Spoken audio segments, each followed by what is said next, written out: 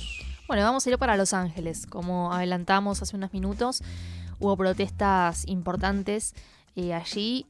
Todo esto a partir también de los operativos que llevó adelante el denominado ICE, por sus siglas en inglés, que es el Servicio de Inmigración y Control de Aduanas, que estuvo deteniendo personas, obviamente sin demasiada información. Es una especie de cacería de brujas que se hace, que obviamente tiene un impacto a nivel social en uno de los estados, en el caso de Los Ángeles, una de las ciudades donde más cantidad de migrantes hay, ¿no? Son redadas que incluso van a lugares de trabajo, casa de familia, Claro, ese estilo. son especies de emboscadas que le hacen a la gente, ¿no? Que consideran que son inmigrantes ilegales.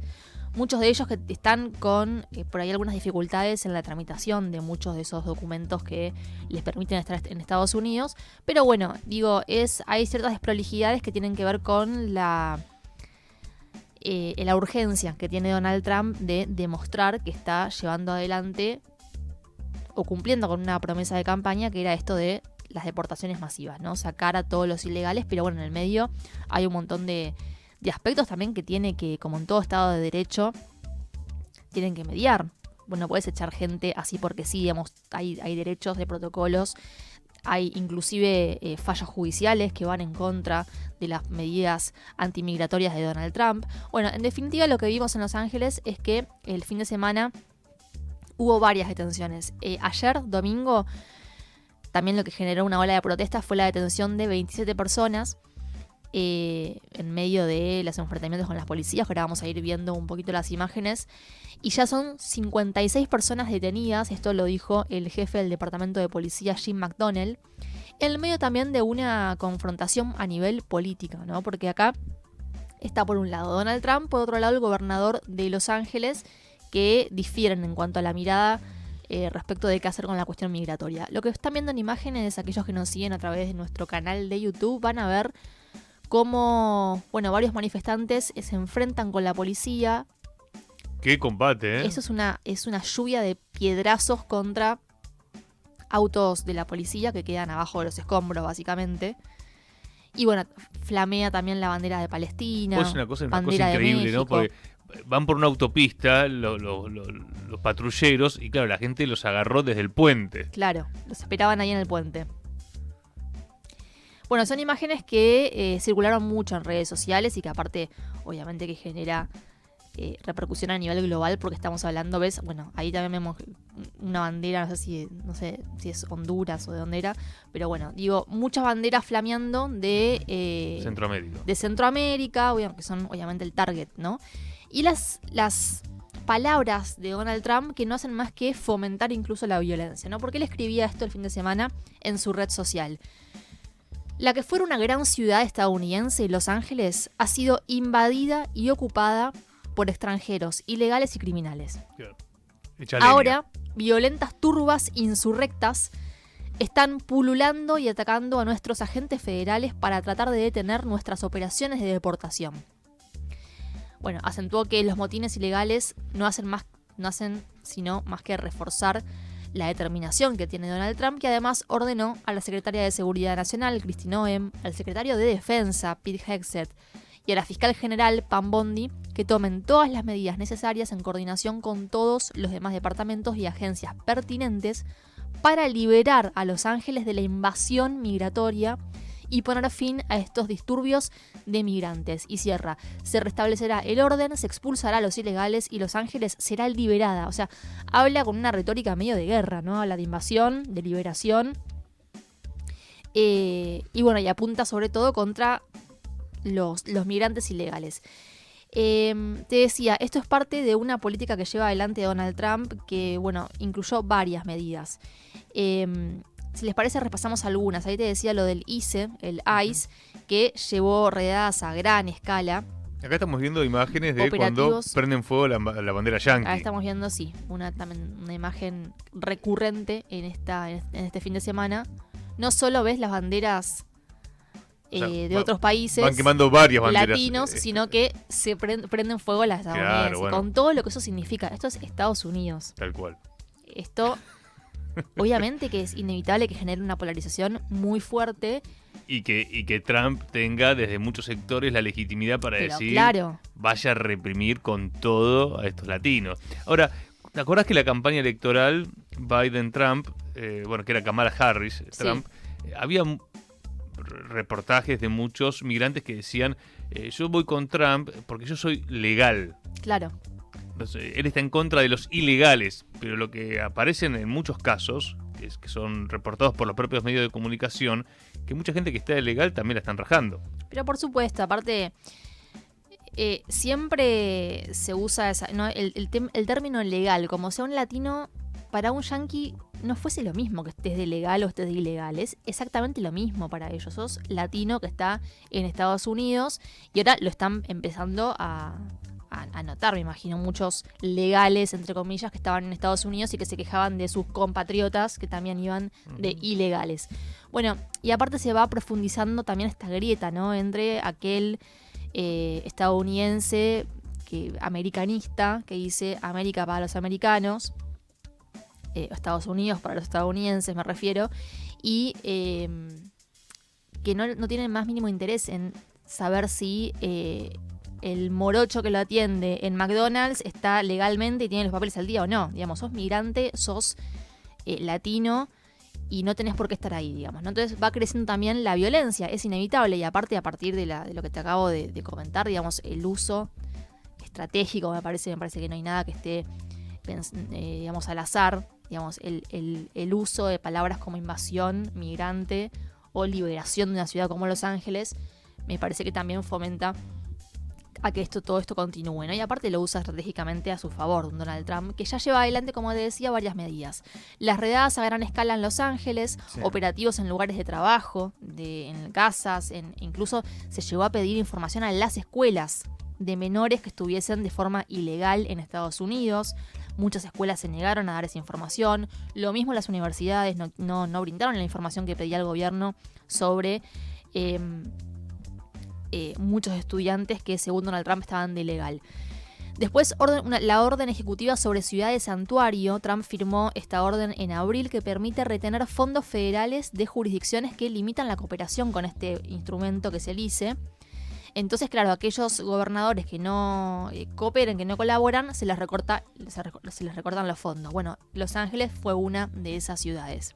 Y después también está el despliegue de tropas en la frontera y el uso de leyes de emergencia. Bueno, como te comentaba, todo lo que es la frontera sur, digamos, la cantidad de oficiales que están allí se incrementó muchísimo exponencialmente. La presencia de inclusive, bueno, de tropas, ¿no?, estadounidenses, y leyes que se invocaron como la ley de insurrección para justificar este uso desmedido, desproporcionado de la seguridad, ¿no? Como si es una ley que aparte es del 1700, que dice que el Estado tiene la potestad de hacer uso de toda su fuerza en caso de que, haya una invasión. Bueno, estamos hablando en términos literales, la invasión de otro país en Estados Unidos, obviamente que te da todas esas herramientas. Trump lo usa para referirse a la invasión migrante. Que viene de la independencia norteamericana, claro. Si les parece, vamos a escuchar lo que decía Claudia Sheinbaum. Se refirió, la presidenta mexicana, a lo que sucede en la ciudad de Los Ángeles de esta manera. No estamos de acuerdo con esta forma de atender el fenómeno migratorio. No es con redadas ni con violencia como se va a atender el fenómeno migratorio. Es sentándose, trabajando en una reforma integral migratoria que tome en cuenta a todos los mexicanos que están del otro lado de la frontera. Esa es nuestra posición. Y siempre un llamado a la paz, a la no violencia, a no exacerbar ninguna forma de manifestación, ninguna. El secretario de Relaciones Exteriores entró ayer en contacto con el embajador de los Estados Unidos, nuestro embajador allá en Estados Unidos, también con las autoridades de Estados Unidos, y siempre las mexicanas y los mexicanos van a tener nuestro apoyo y nuestra demanda para que se respeten siempre los derechos humanos y que sepan que si quieren regresar a México, aquí los recibimos con los brazos abiertos. Tenemos el programa México los abraza, México te abraza, para recibir a las mexicanas y a los mexicanos que están en Estados Unidos. Ahí escuchaban entonces simple Sheinbaum. apunte histórico, porque claro, ¿por qué son tan representativas las banderas mexicanas? Estamos hablando del estado de California, que hasta mitad del siglo XIX fue parte de México, ¿no? Claro. Más o menos la independencia de México es 1821 y 1846 es la guerra con los yanquis, por lo cual los yanquis después le conquistan todo el territorio de la Alta California. Exacto. Entonces hay toda una cuestión histórica que la propia Sheinbaum va planteando también, ¿no? Diciendo, bueno, miren que hay un tema histórico ahí, que no es que México lo reclama, pero que claramente en las imágenes que se veían este fin de semana, los mexicanos diciendo y quemando las banderas yanquis, ¿no? En territorio yanqui, En ni territorio más ni yanqui. menos. Bueno, despliegue de 2.000 efectivos de la Guardia Nacional fue lo que dispuso Donald Trump para apoyar estos operativos que lleva adelante el ICE en Los Ángeles. Esto fue sin el consentimiento, como te decía, de las autoridades del Estado ni las autoridades locales. Ahí también se amenazó con el envío de marines. De hecho, el secretario de Defensa, Pete Hegseth, que es, digamos, para que tengan en cuenta, un funcionario que se la pasa girando por el mundo, reuniéndose con diferentes líderes para discutir, por ejemplo, la crisis ucraniana y demás, ahora está volcado al 100% en lo que sucede en Los Ángeles. Digamos. Ese es el nivel también de importancia que le dan. Dijo Pete Hegseth que los marines están listos para intervenir si continúa la violencia. Y bueno, después también aparece un Donald Trump que, más allá de las palabras que acabamos de repasar, también dijo algo así como, ellos escupen y nosotros golpeamos. Claro, porque también se viralizaron en redes sociales imágenes de estas personas que estaban protestando escupiendo a la policía, ¿no? Cosa que también, generó mucho rechazo en redes de estos sectores también muy anti-migrantes. Después está el gobernador Gavin Newsom, que dijo que todo este operativo es ilegal y anunció además que va a iniciar acciones judiciales en contra del gobierno federal, en contra del gobierno de Trump. Y después la alcaldesa de Los Ángeles, Karen Bass, que dijo que se desató un terror en comunidades migrantes. Es decir, las autoridades locales están en contra de todo este operativo. ¿Son demócratas? Son demócratas, obviamente.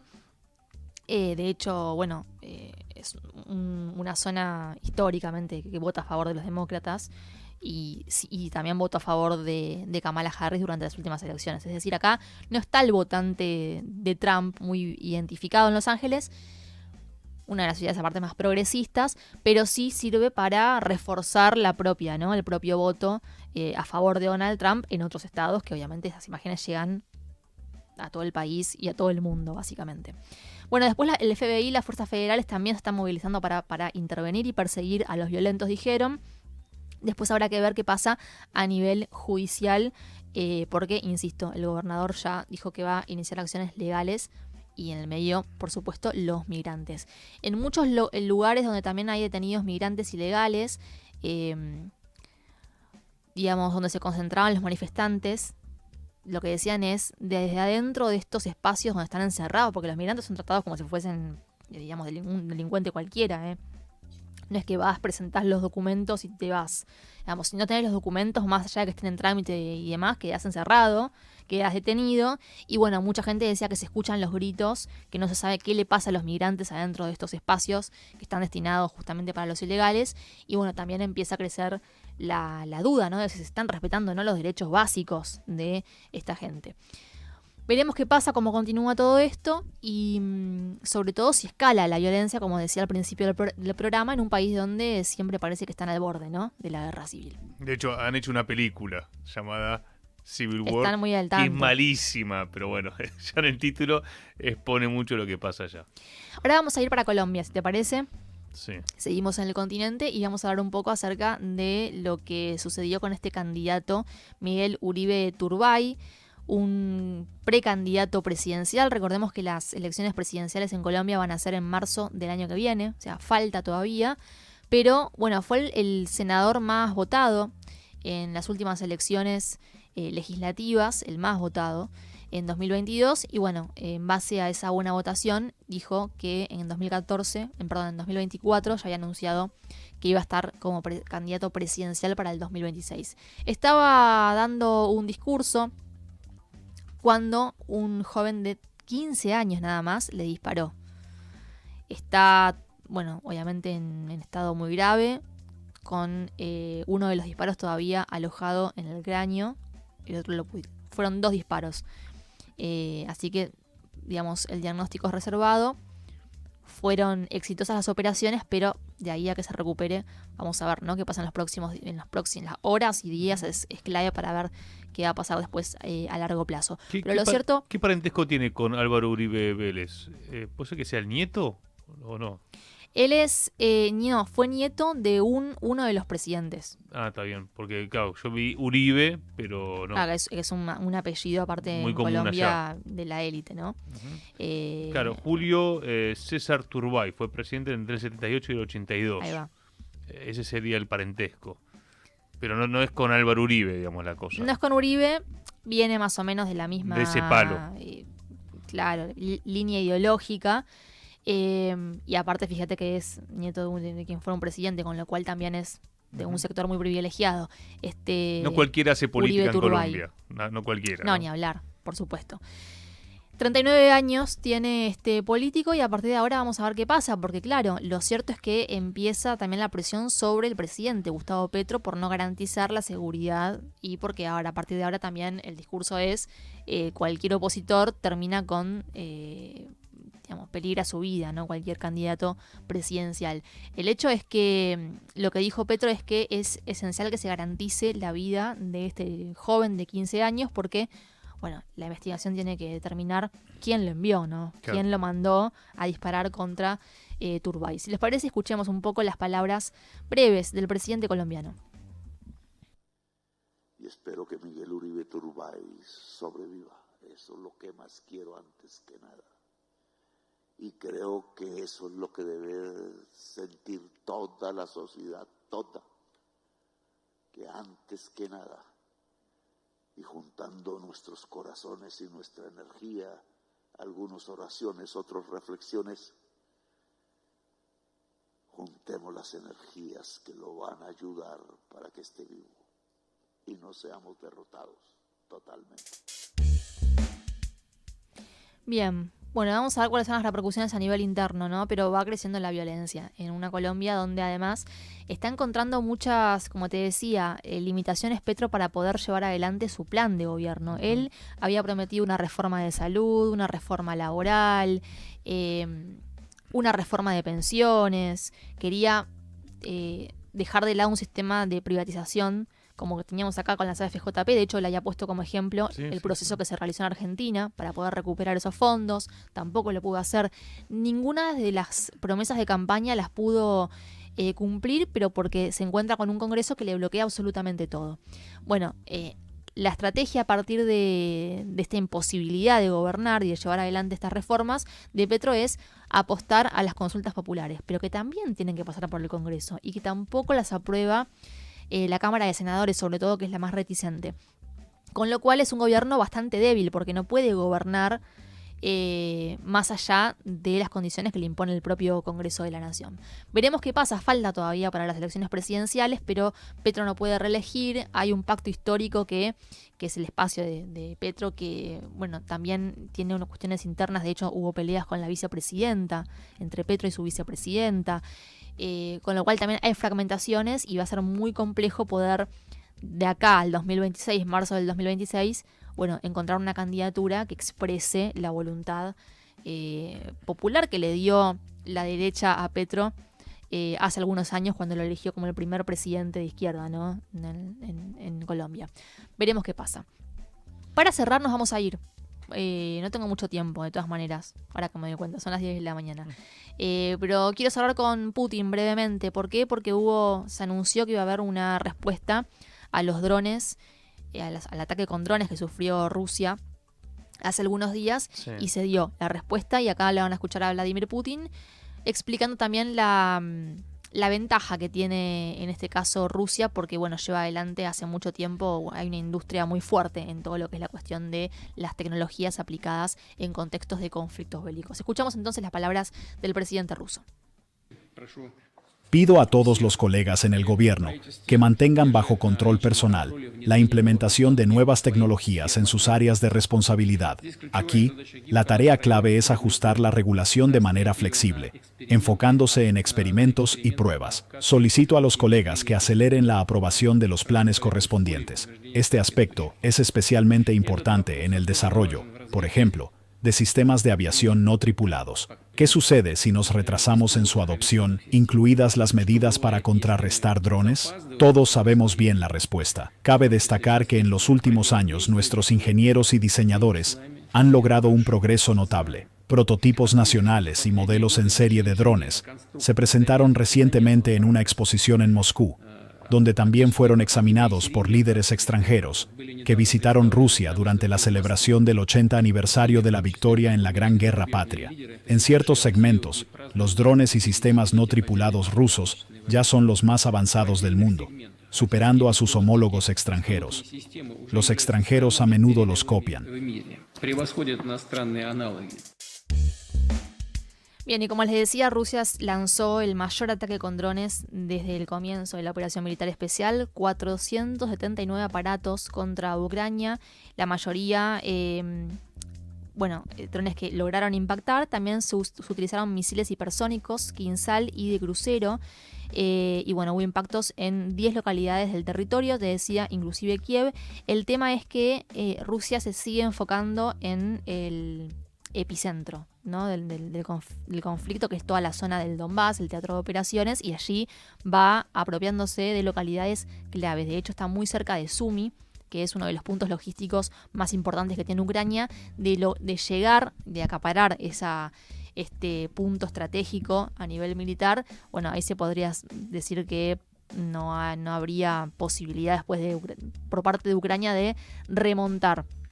En concreto, van retrocediendo día tras día los ucranianos en la zona más importante de la guerra. Sí. Y los rusos toman la iniciativa también en ese sentido. Es lento, pero constante el avance en zonas clave. No voy a decir porque no tiene mucho sentido hacer un repaso de algunas ciudades que generaron grandes pérdidas para Ucrania y además golpes a nivel militar muy difíciles de surfear para las Fuerzas Armadas ucranianas. ¿Y mientras tanto en Turquía sigue el diálogo por la paz? Mira, se había logrado un acuerdo que también implicaba la entrega de cuerpos y de soldados menores de 25 años, creo que si no me equivoco eran 1.000 por 1.000 y de 6.000 por 6.000 cuerpos. ¿De presos o de cuerpos? Cuerpos. Ucrania, dijo el Kremlin, no recibió los cuerpos. O sea, quedaron los cuerpos de muchos ucranianos, de 6.000 ucranianos, soldados ucranianos en la frontera. Ucrania no los va a retirar. ¿Por qué es esto? Bueno, porque no quieren pagar lo que corresponde a las familias. El régimen de Kiev se quiere ahorrar ese dinero. Hace mucho tiempo igual que hay una cuestión con que no se reconoce a los muertos en la guerra, porque eso es mucho dinero que tiene que poner el Estado para las familias, ¿no? El resarcimiento. Bueno, y quedaron ahí a la deriva los 6.000 cuerpos ucranianos. Fuertísimo, los 6.000 cuerpos. Muy fuerte. ¿Y está para algún medio? Eso me imagino que en Rusia. Yo lo vi solamente en medios rusos. 6.000 cuerpos en la frontera ruso-ucraniana. Obviamente que el lado ucraniano dice que no se respetaron algunos protocolos y demás, digamos que dan vueltas, pero en definitiva son soldados de tu patria, tenés que ir a retirar esos cuerpos y entregárselos a los familiares como corresponde. Pero claro, como se quieren ahorrar el dinero de las pensiones a las viudas y a las familias y demás, bueno, prefieren mirar para otro lado. 10:05